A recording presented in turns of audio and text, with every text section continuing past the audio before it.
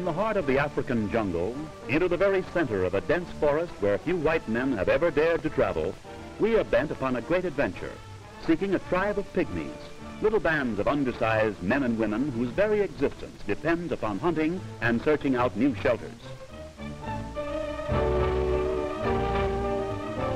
The entire region swarms with pop adders, the most treacherous and the deadliest of African reptiles.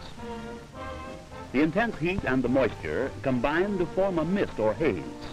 There is a strange, indescribable fascination to this most primitive scene, and especially to the giant heather. In England, it grows to a height of 4 feet. Here, it often rises to the height of 40 feet. After many days and nights of uncertain and dangerous travel, we come upon those strange and ever-restless little nomads, Africa's pygmies. They have had a good day of hunting, and we find them feasting on raw elephant meat. The carving, always an important ceremony, is done by the chief, who is always especially conscious of this great honor.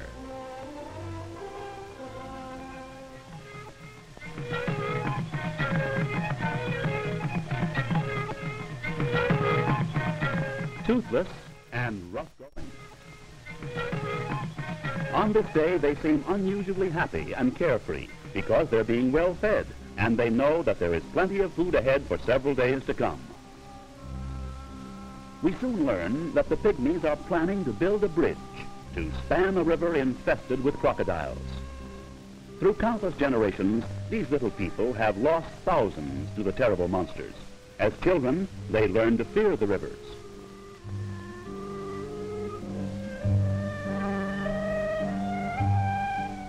To build their bridge, the pygmies must accumulate tons of material.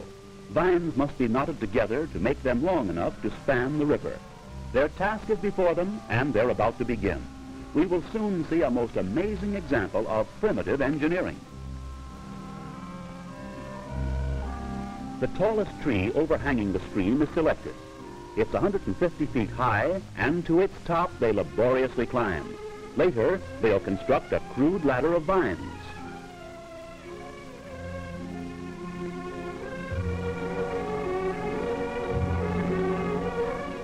This withered little old man believes his job is to criticize. In order to reach the top, masses of tangled growth must be cut and cleared away.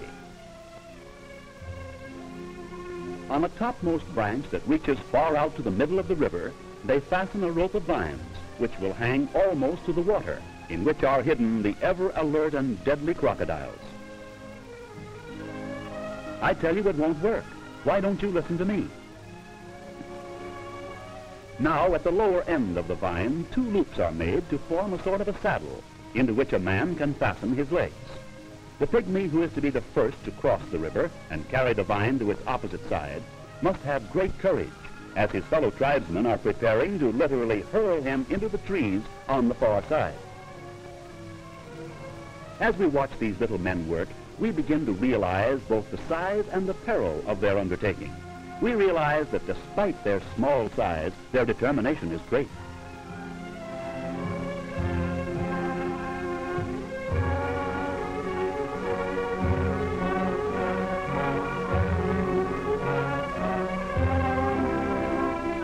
Below, the vicious beasts keep watch. Should the vine break, should something go wrong, these creatures, fast as a greyhound, would soon satisfy their carnivorous craving. Now the vine is drawn high.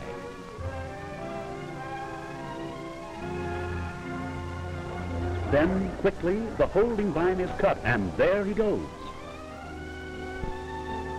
But he is missed. The vine is too short.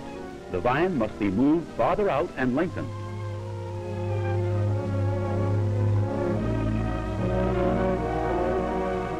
I told you it wouldn't work. Now listen to me. Again he is pulled up high so that his swing will be greater. Truly a daring effort.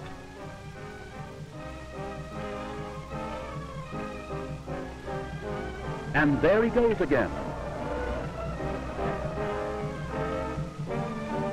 Again failure. The vine is still too short.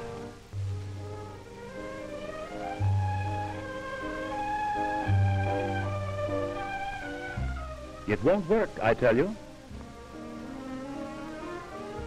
On the third attempt, he will carry a hooked stick to increase his reach and afford a better chance to catch hold of a vine or branch on the other side.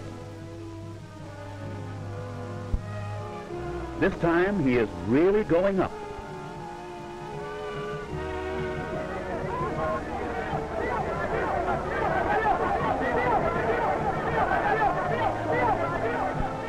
Dio, Dio, they all shout. In pygmy language, this means higher, higher. Now the vine is almost horizontal, and watch.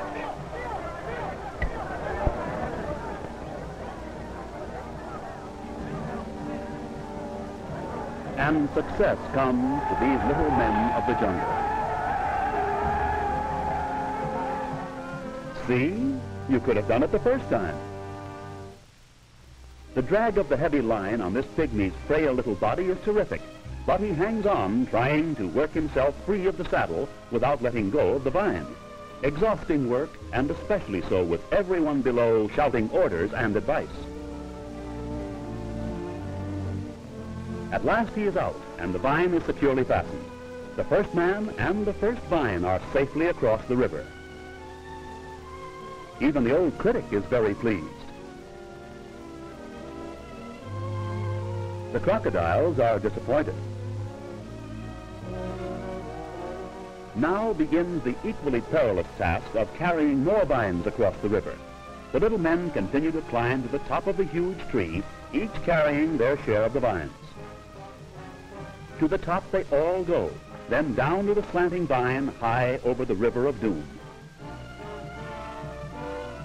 The first vine has been stretched into position, and the bridge will soon extend from one giant tree to another on the opposite bank of the river.